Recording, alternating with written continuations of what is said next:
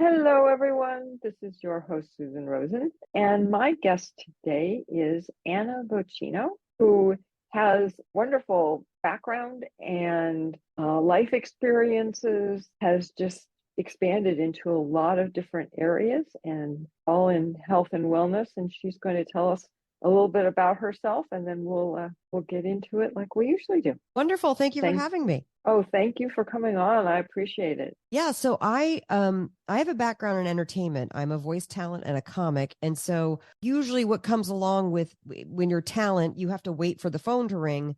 So when I was diagnosed with celiac in 2002, which the only known treatment of that is just to go gluten-free, and in 2002 there were hardly any gluten-free there were a few gluten-free products. There was an end cap at Whole Foods that had like bags of $17 cookies, and that was $2002. So it was a lot of money to try to eat gluten-free. And I was going through what I now like to call the temper tantrum, when people find out that they can't eat certain things or they have a food allergy or an intolerance or whatever you want to call it. Yeah.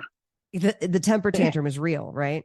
You're like, oh, I want to just, and I bought a bag of expensive cookies and they tasted so bad and the texture was so bad. I made a vow. That was my Gone with the Wind Tara moment, where I was like, I vow to make delicious gluten-free food. Being the Menchie person that I am, I wanted to blog about it and give the recipes out. So, coming up with my own flour blends and trying to figure out, how to do things dairy-free or egg-free, because everybody has we all have a panoply of where we are on the spectrum of food intolerances. So I was blogging in my free time, and then something happened, which I think was a combination of just kind of getting older, as well as eating a tremendous amount of carbs, because when you're cooking gluten-free baked goods, you literally pound for pound are eating more carbs than you did when you were having gluten stuff. Not to mention the fact that when I was celiac, I was the proof that when you're thin doesn't necessarily mean you're healthy, because I was rail thin because I hadn't digested a single nutrient in my entire life. They call it failure to thrive now, but we didn't have that, and they wouldn't say that for a 28-year-old woman. They'd be like, oh, you're thin, girl. You should be happy. That's the cultural message we receive, right? Right. So in 2012, a friend of mine, Vinny Tortorich, he came to me and he said, I hear you produce podcasts, which was true. I was producing podcasts. I have a book and they told me I needed a podcast and you should produce it. And I was like, no, that's a lot of work. And he said, do me a favor, read my book. His book's called Fitness Confidential, a little plug for Vinny's book. And I read the book and it was so good that I was like, all right. And for some reason I said yes to this guy. And we wound up podcasting. And so his angle is, and he's a trainer to the stars, but he wanted to get into just helping regular people because, stars they're fine. The stars are fine. Celebrities are just fine. They don't need more help. He wanted to help everyday people because of the obesity problem that's happening in this country. And his angle is, he calls it NSNG, no sugars, no grains. So he took what I was doing with the gluten-free and taking it one step further. And I was like, well, hold on. I thought I was being healthy by eating gluten-free. And he's like, well, you are for your body, but you're also putting on weight. And when you put on weight, that's oftentimes a side effect of your body saying, hold on. What are you doing? So I changed the whole focus of my blog to being, I guess you would call it low carb. I guess keto is a hot word right now, but I have big problem with that word. But sugar and grain free.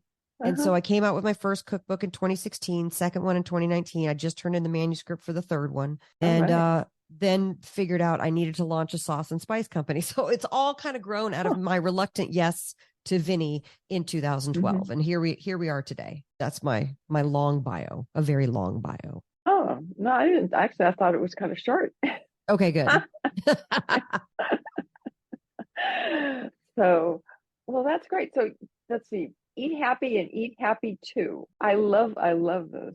I love those titles. Well, I named them Eat Happy, if I could interject for a second. I named them Eat Happy because my mother, she was diagnosed with celiac first, and then they said it's hereditary. And I was like, oh, I don't have it. I take after my father. I don't have it. Yeah, right. Sure, I know. Don't sure enough, I did. That. Well, she always suffered from bipolar depression, which is one of the main depressions, one of the main symptoms of celiac. Yes.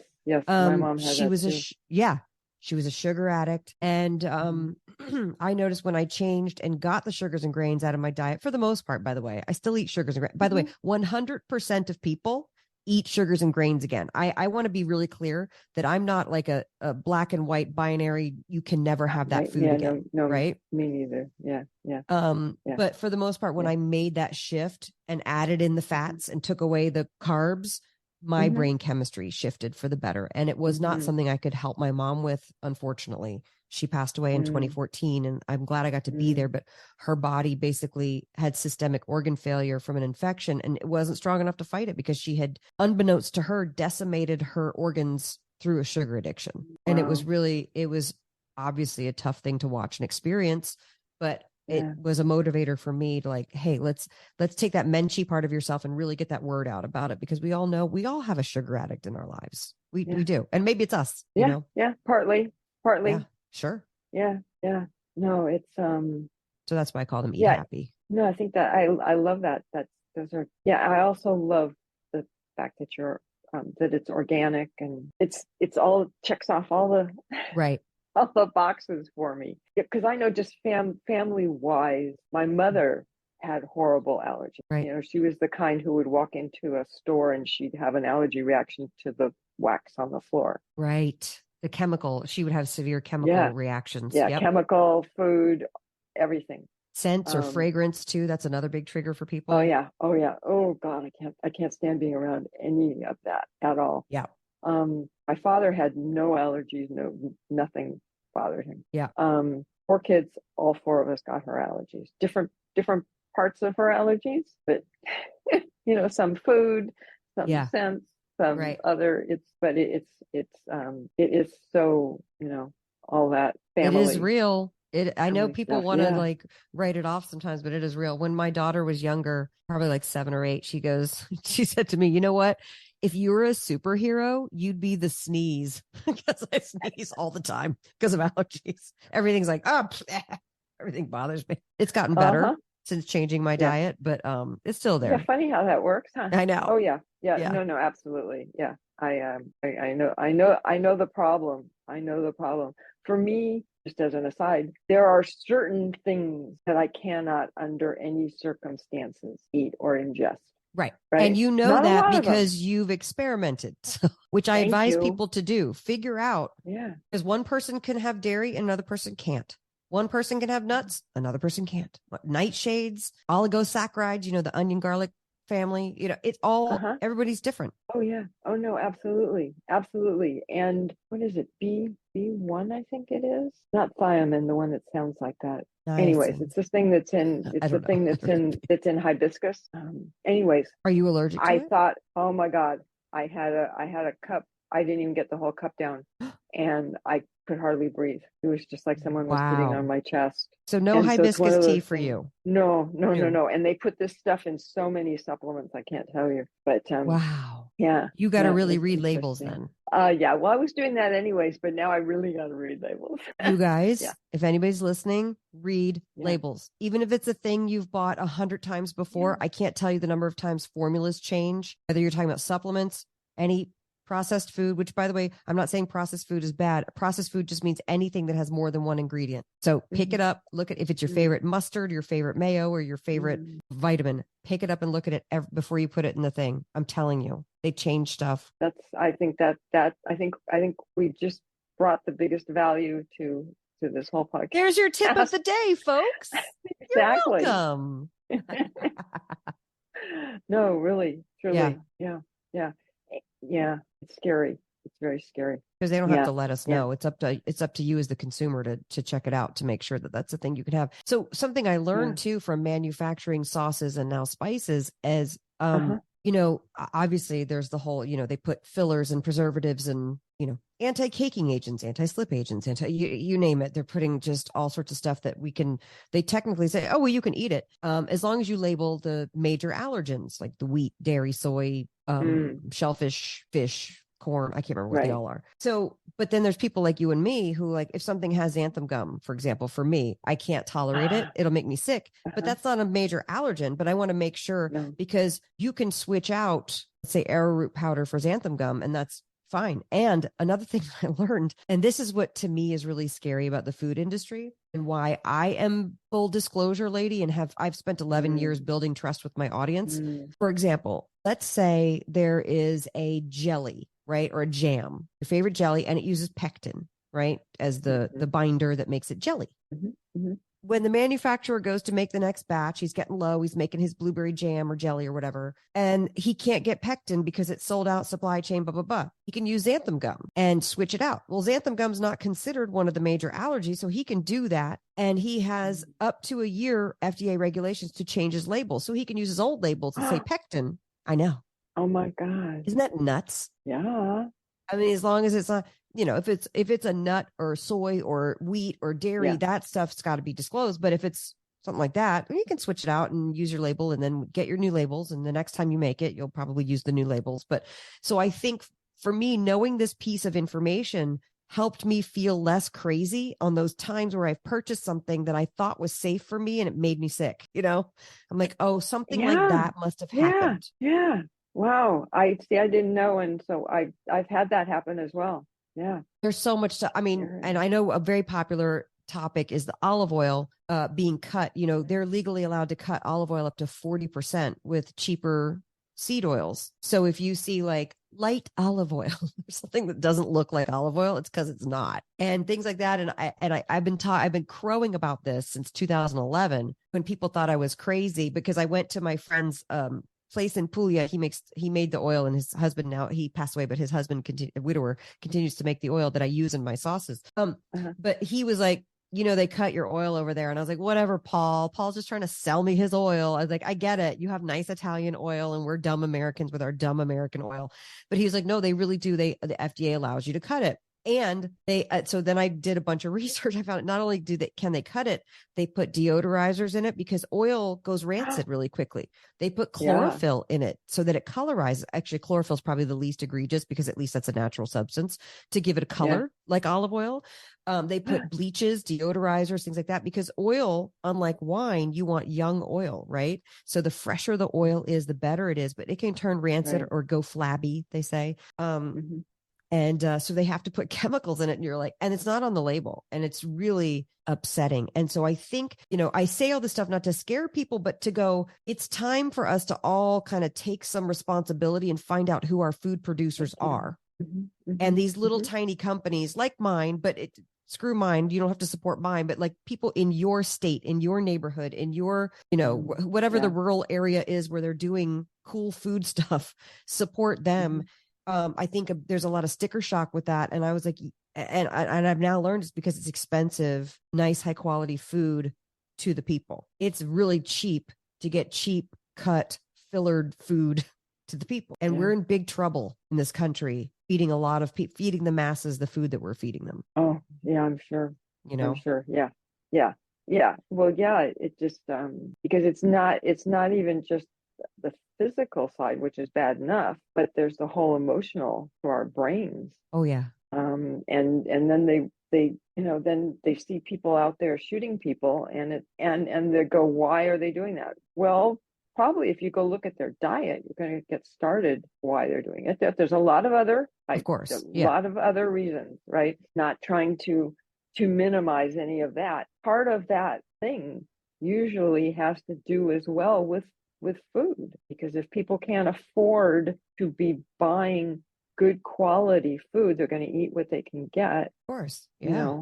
And then they get addicted to it, right? And it just, that's the scary part. You just don't even know. Well, I mean, you can say, I think it's okay to generalize and say people who are happy and well adjusted don't go into shopping malls and shoot off guns. That's true. So that's and true. Part of being happy and well adjusted is the food component. Obviously there's several other components to it, but people are hurting, and the dietary stuff. And again, I guess I come back to the title of like, I notice, and again, I'm not a scientist, I'm not a researcher, I'm just a lady right. No, me neither. writing recipes. That's it. But I will tell you, if for me, my experience, what worked for me was taking the processed foods out as often as I can. And it changed my brain chemistry for the better. And listen, I came up as an actor, a comic, and a voice talent. Like you have to have some level of screw up to go into that business.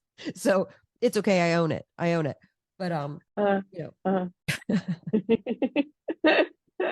All good. Yeah. Well, having grown up in LA, I understand. Oh yeah, especially West LA. You've seen it all. Oh yeah. No, no, absolutely. I mean, hell, there were some child actors that even went to my high school, Oh, you I'm know. sure. I'm Yeah. sure. Interesting. But we won't go there.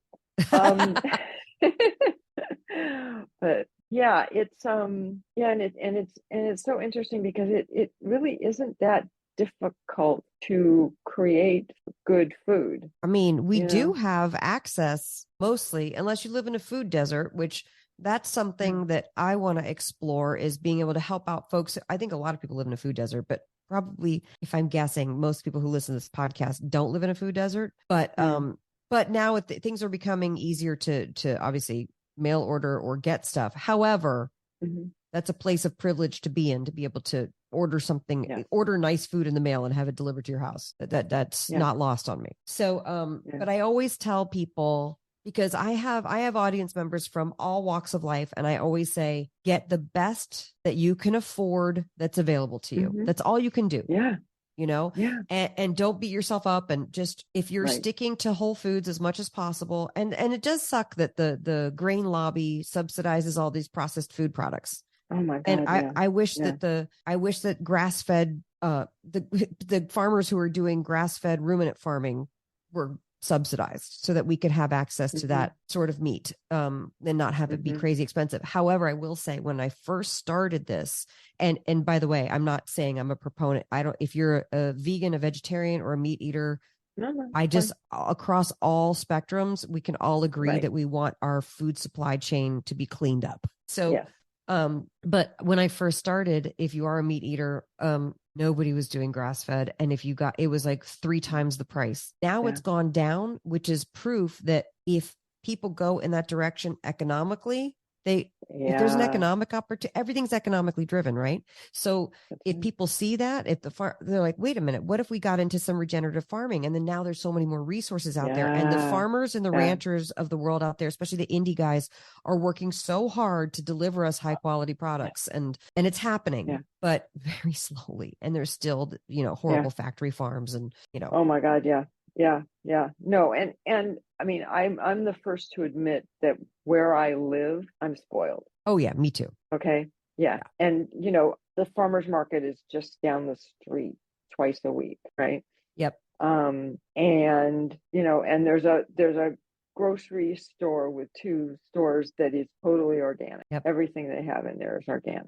So I'm spoiled, Yeah, me you know. too, and for sure. and I'm spoiled because I can afford to Right. buy it. I mean, there's still a difference, and I'm very lucky that I have access to it and I can afford it. Right.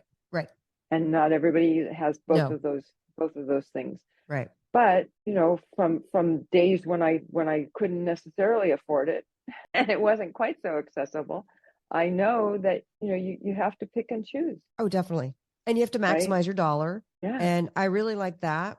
I think, at least when I was growing up, the behavior that was modeled by my mother and my grandmother, they were the ones who were especially my grandmother's generation. She was targeted as the generation of convenience, and get a TV dinner, and isn't Mm. this great? And Yeah. we can, you know what I mean? Like, and so it Oh was yeah. so How do exciting for the you? convenience. And then you think to yourself, Right. they wouldn't feed us bad food. Like, Yeah. They didn't know. they didn't know that she was the generation that put parquet and the squeeze bottle on everything. So if you cooked the corn, it had the parquet. If you had a bread, you squeezed the parquet. Yeah. And that was, at the time, parquet. I don't even know if parquet is still in business, but parquet was partially hydrogenated or trans fat or Oh whatever. my God. Yeah. Yeah, it Yeah. was all, that's all it Oh, was. yeah. It's like That's right. I was just gonna say fake. it was Yeah, 100%. Yeah. it was 100% With a little coloring. trans fat. Yeah, with some yellow food coloring. Yellow Right. number Yeah. 5, probably. Yeah. Yeah. And I remember thinking, so then that's modeled to my mother, and then that's modeled to Yeah. me. And so my mom was a single mom. She didn't have time to cook food. I would sit at home and watch Julia Child and the Frugal Gourmet on PBS Uh-huh. and Uh-huh. go, oh, I really want to cook something. So I actually learned how to cook from watching cooking shows as a kid, and then working for a catering company. Oh, okay. And when you cut 5,000 onions, you really get Oh experience God. on cutting Yeah. stuff. Yeah. And Yeah. so, and I just started I never really had real food growing up. My mom had a limited repertoire of things to cook, but she was busy working and as well. She should. She was trying to support me and get the household running. And I think that's a very typical story of a lot of folks now. And so what I'm finding with my audience are people like me who had to get back into the kitchen or go into the kitchen for the first time, who maybe did, because you'd be surprised, but everybody wants to talk about, oh, my grandmother, she taught me how to make this, that, and the other. I was like, my grandmother didn't know how to make anything. And God bless her. You know what I mean? But it was a different generation then. And the things too that we used to mock on. So the other side of my family, the Italian side, we used to mock, my grandparents came over from Italy. And when I was growing up, it was not cool to hang your clothes out on the clothesline. It was not cool to jar and can your food. It was not cool to have your own chickens with the eggs. It was not cool to do any of that. And now it's like, that's what everybody's starting to do. You know what I mean? Yeah. Everybody wants their own eggs. Everybody, especially eggs right now, are crazy expensive. Everybody wants to be canning their own food. Everybody wants to have a garden. Oh, the garden in the back was like embarrassing because it meant like, oh God, let's be American and eat the processed foods. You know what I mean? Yeah. And so to have that change, I'm like, oh, now y'all are seeing the wisdom of the immigrant culture. Oh yeah. Me too. Yeah. And I was like, wait, hold on. Hence my own sauces. Yeah. No, I know, and I know I was telling you a little bit about before we started recording, but when I think I was in my early 30s, I guess, when I got really, really, really, really sick, and that's when I ended up going to an allergist, just because of, as I said before, my family's history with things. It was so interesting because at that point the only place when I found out I was allergic to wheat and dairy, cows in particular, right. and a list of other things. The only place I could find noodles that were not made out of wheat was at the Japanese food store. I was gonna say the Vietnamese has the rice vermicelli. Yeah, exactly. But the Japanese, they would do buckwheat noodles or buckwheat and rice. They would do rice noodles. So that's where I went because that was the only place. Luckily I lived right near the Asian food stores, and so made it real easy. People thought I was crazy. My my now husband said to me many years later after this and said, it's a good thing that we had been together for a while before you developed all these allergies, because I don't think I could have gone through it otherwise. You know what? My daughter, who's now 23 and living in Rome, right before she left for college, she had a bunch of health Michigan stuff happen, right? And was ultimately diagnosed with Hashimoto's. And she's at the stage of Hashimoto's where she's very thin. You know how Hashimoto's, and this isn't everybody's experience, but I've seen what I've witnessed is you're super thin, and then you hit 35, and then all of a sudden you gain 40 pounds and you're hypothyroid. And that's when they figure out you have Hashimoto's, when you've had it all along. And some people have Hashimoto's and they're super thin. Some people have it and they put their hypothyroid, so it was discovered, long story short, it was discovered, but she got the time, and I'm laughing because it was such terrible timing. You have to laugh. The week before she left for college, I at least had till I was 28 to figure out I had to be gluten-free. She had figured it out at 18 going to college. And so I was like, I at least had the beer and pizza experience. I mean, it was completely unhealthy, but I at least had to have the junk food experience. Yeah. And she was like, oh man, but she is thriving because she found out earlier. She's thriving in a way where it took me a much longer time. And then my mom was 58 when she was diagnosed. So it was like, she never had that chance she kind of recovered going gluten-free, but then she was still a sugar addict. So it's like, I'm glad that the kids are finding out at younger ages now, because at least and also there's way more stuff on the market. And by the way, I'm not totally anti-processed foods. I'm glad there's a gluten-free pizza that you can get. I'm glad that Italy makes a Rosa Pomodoro gluten-free pizza crust that is so good that, it's not like I never want to have a regular pizza again. Of course I do. I want there to be innovation in food. I want things to be created, but I want it to be done in a healthy and sustainable way. You want, at least I want my little corner of the supply chain for my sauces and spices to be regenerative, to be supporting the farmers, and obviously to taste good. And then I want, more disclosure in food labeling and what things will actually do to you if you eat them. Thank you. Yes, absolutely. Yeah. It's, all yes to all that. Yes. Preach, honey. Yeah. yes, exactly. No, and it's funny because just one more thing with my allergist, God love him. I don't even know if he's still around. When we got my whole big long list, he said, I can't help you go have a good life. Just, don't eat those things that bother you. Right. Right. And at that time he was so much on the fringes Oh, I'm sure. that he actually closed up his practice. He couldn't handle it anymore. I was going to say, even to be an allergist back then was probably revolutionary. Yeah, well, especially his kind. Yeah. I mean, my mother had been to allergists and gotten shots. I used to go Right. with her when I was little. But yeah, I mean, he was just such a wonderful, That's wonderful amazing. person. Yeah. It was a lesson. Yeah. Now we've got all of these doctors that are, all on the fringes and all We the, love it. Try it out. Why not? Yeah.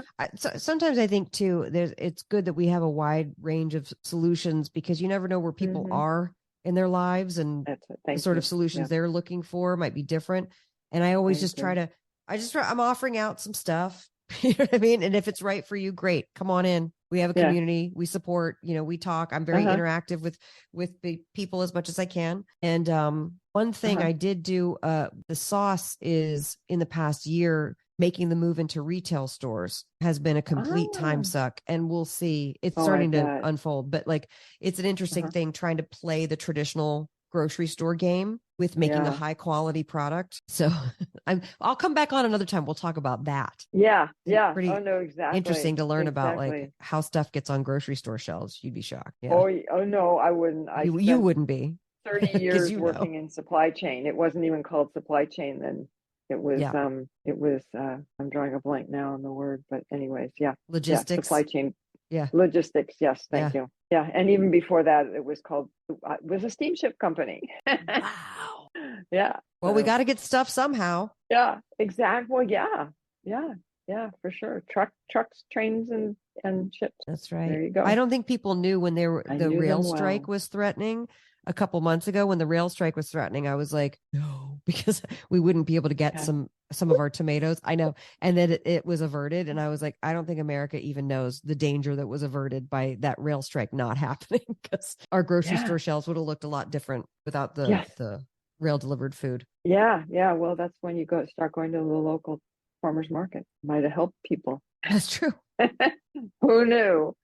But anyways, well, okay. So why don't you tell us a little bit about have so much stuff out there in the world, your podcast and your foods and your books, and tell us a little bit more about those. Well, I have the 2 cookbooks out, and here's where I'm a little different than some other folks. I don't put the calorie counts and macro counts with my recipes. And that can sometimes be an incendiary stance because I am trying to keep people away from diet mentality. So for me, coming up as an actor and always watching my weight and wanting to count calories, it was a little crazy making. And by a little crazy making, I mean, it made me crazy, full on. Yeah. And the diet mentality for me was a lot of, if I just restrict enough, if I'm just good enough, if I behave good, which means restricting my food, counting, all that stuff, then I will be good and I will lose the weight. And to me, it was such a sick cycle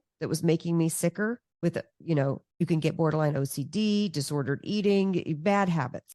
That, by the way, if you're recognizing yourself in any of this, please talk to somebody who can help. I don't put that stuff because I just use real food as my ingredients. And I still get a lot of kickback from people who want to count. And I'm like, I understand and I hear you, and everybody is where they are. Is that grammatically correct? I don't know. Yeah.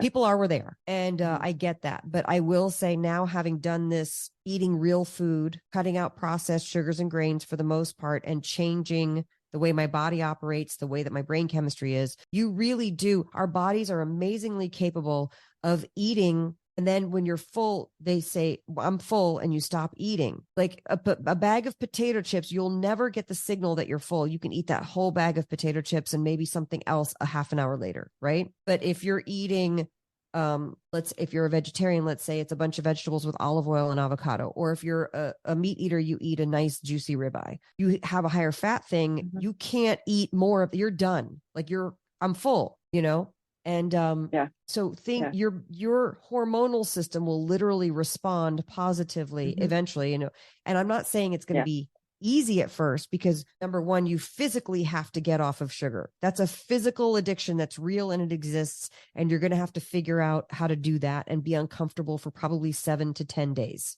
Okay. Hmm. But in the grand scheme of things, if you can delay gratification for that period of time, what you get on the other side of it is so beneficial, even right down to, and I make a joke in my first book about how I'm that a-hole at parties who's like, did you guys taste these cherries? They taste like candy, because your palate changes. You literally Hmm. will change the way you taste food.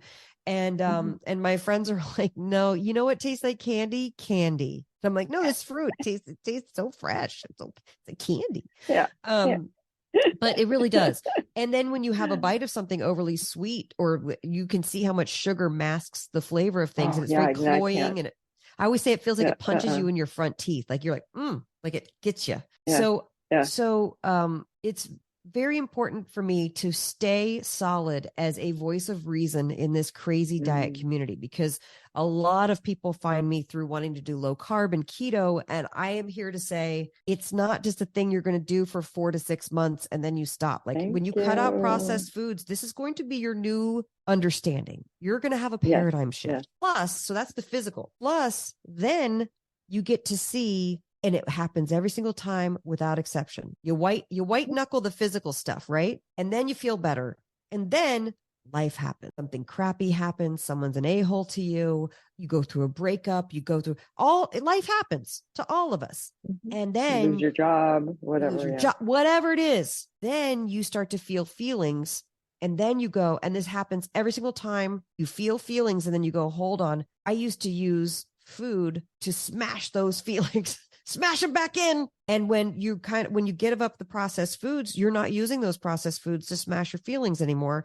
And oftentimes people have to, you have to address your stuff. It's going to come up. And so that's the point where I find people will go away and go on a bender, and then they come back. Mm. They're like, because they know physically, I've done the things, I've lost the weight, I can do it again. But now I'm going to come back to it and do the physical things, but also address the emotional and spiritual stuff. Ah, And that's fine. It's all okay. part of the process. Yeah. It's Oh, all no, it's all good. absolutely.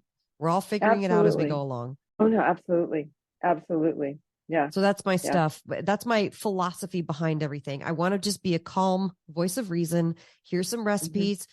By the way, they're all delicious. I don't publish duds. That's another thing I learned in the food industry, in the recipe writing industry. And, they just slapdash together. And I'm like, no, I test my recipes.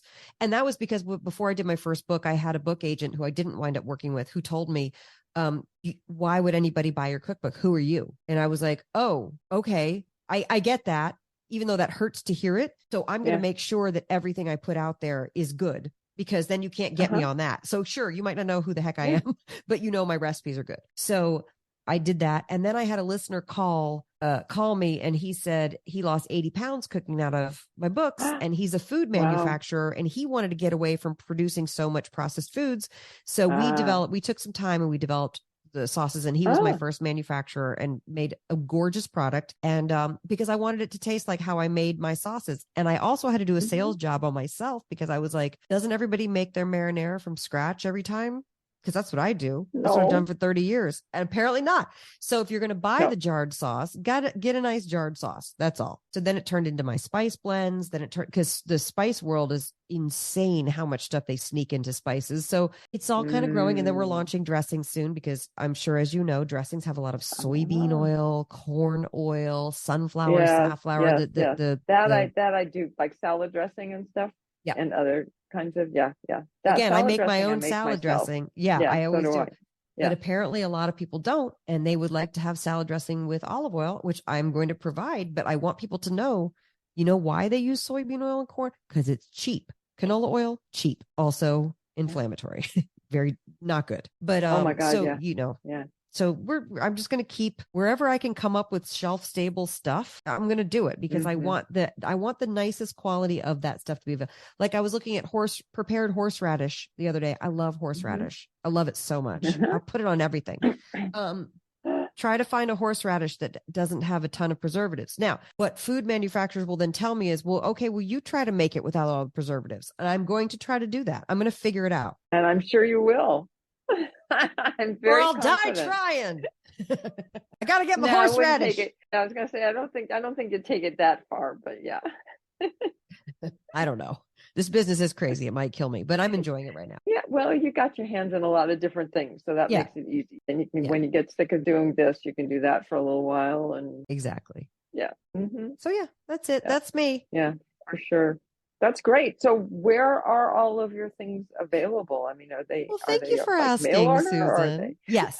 So we are in retailers in SoCal. And if you go to eathappykitchen.com, if you want our products, I also have a form you can fill out that says suggest a grocer because, and we do, everybody who fills out that form, Megan, who's my right hand, and we call those stores. We're like, hey, who's your buyer? Can we send you samples? Like we move on all that stuff. So we are in, but you can also order DTC. That's the phrase. DTC, direct to consumer at eathappykitchen.com. We have everything for sale there. And then I have PDFs of the cookbooks there, but you can also get the hardcover cookbooks at, Amazon, Barnes and Noble, all those places. The places where you get the books. Yeah.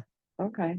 I'm just looking to see if I had they didn't give me your website. Eathappykitchen.com is probably the best one. I also have a Substack newsletter that's where I'm printing all of my, publishing all of my new recipes, with the exception of what's coming out in the next book. But annavicino.substack.com. I'm all over the internet.